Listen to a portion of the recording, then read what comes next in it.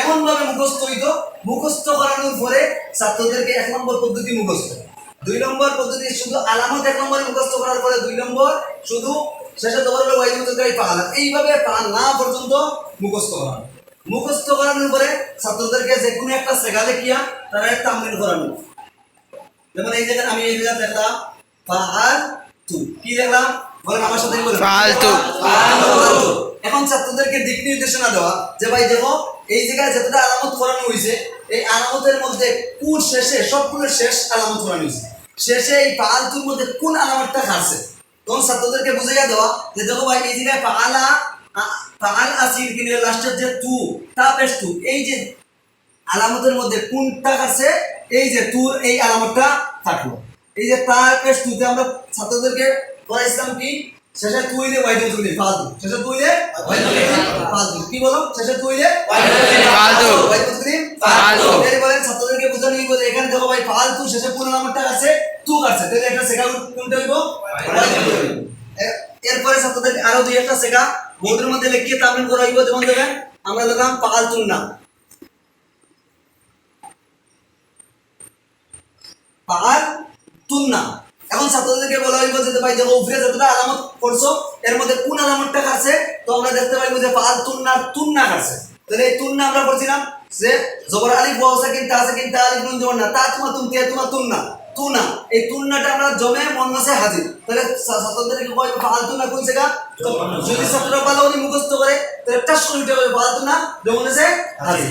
এইভাবে ছাত্রদেরকে বহুটো তামিল করাই দিব, বারবার ছাত্রদেরকে তামিল করাই দিব।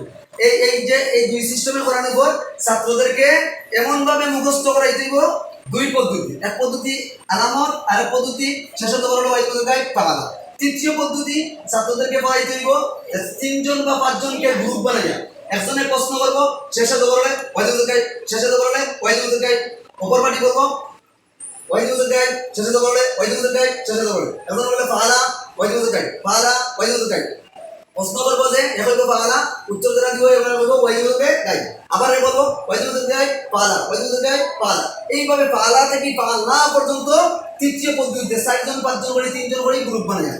এরপরে শুধু ওয়াহিদ গুলা দিয়ে আবার তামিল করে দুই বছর ধরে 2 জন 3 জন করে। যেমন দেখো ওয়াইদুলকে গাই পালা ওয়াইদুলকে গাই পালা ওয়াইদুলকে গাই পালা পালা ওয়াইদুলকে গাই, এরপরে ওয়াহিদ মনে গাই পালা ওয়াইদ মনে গাই পালা ওয়াইদ মনে গাই পালা পালাত ওয়াইদ মুসগাই পালাত ওয়াইদ মুসগাই, এইভাবে ওয়াহিদ।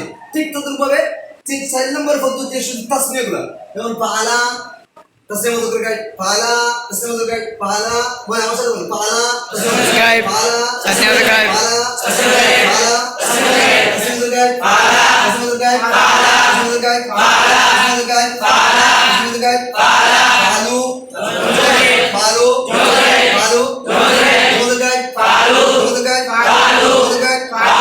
এইভাবে তাসনিয়া। ঠিক তো তুমি জমা জমারে কয় পদ্ধতি হইল 5 পদ্ধতি। 6 নম্বর পদ্ধতি হইল উলট পালট করিয়া ছাত্রদেরকে দাও। আমি বললাম ফালতু না ফালতু না ফালতু না রনসালি ফালতু ফালতু বাংলা বাংলা ফালু ভারত ভারত বান্দা বান্দা বান্দি, এইভাবে ছাত্রদেরকে উলট পালট করে দেবে। 7 নম্বর পদ্ধতি হইছে যে ছাত্রদেরকে একটা সেগা লেখা হইবে, লেখা যা বলা হইবে ভাই এটা সেগা কি না সেগা না, তো ছাত্র যদি সেগা হইতে হইবে সেগা, সেগা বলে কোন সেগা, যেমন ওয়াইদে কতগুলো, যেমন মনে করেন আমি লিখলাম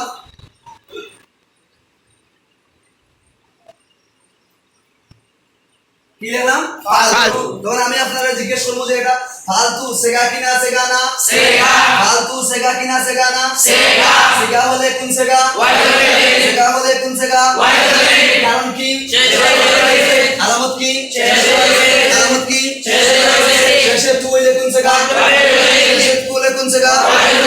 এইভাবে ছাত্রদেরকে দিক নির্দেশনা দেওয়া হইব, বারবার তামিল করে দিব।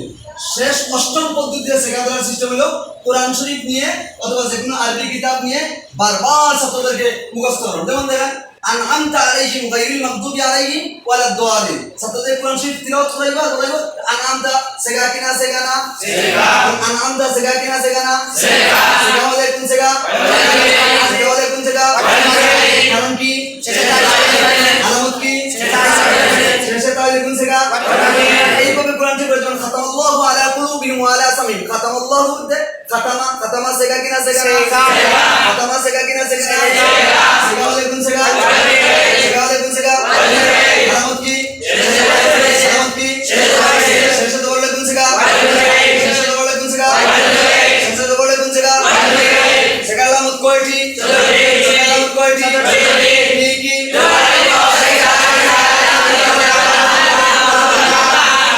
সেগা আলামত কয়টি